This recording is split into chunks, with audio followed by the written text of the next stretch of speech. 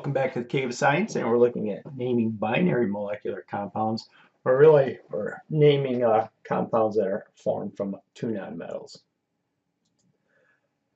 The deal with the molecular compounds is that we use the Greek prefixes. So you might want to take a look at these. I think you probably know most of these, but here's just a review of them right now.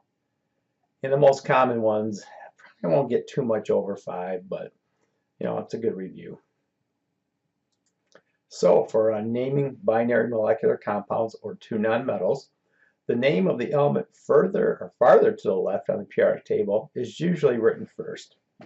The only exception to this is that you always write oxygen last. If both elements are in the same group, the higher atomic number element is named first. The name of the second element is given an IDE ending.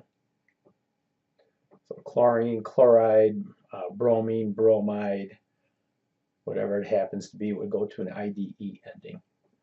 And Greek prefixes are used to indicate the number of atoms of each element.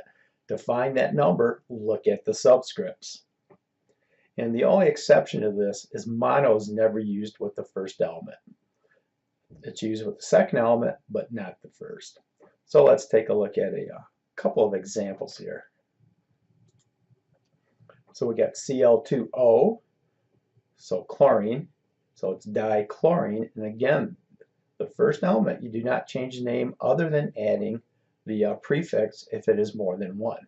So dichlorine. And then there's one oxygen, so it's monoxide.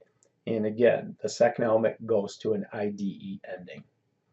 N2O4, dinitrogen tetraoxide. 2 nitrogen, 4 oxygens. NF3, there's only one, so there's no prefix for this for the first element. So it's nitrogen trifluoride. Notice all these are an IDE ending.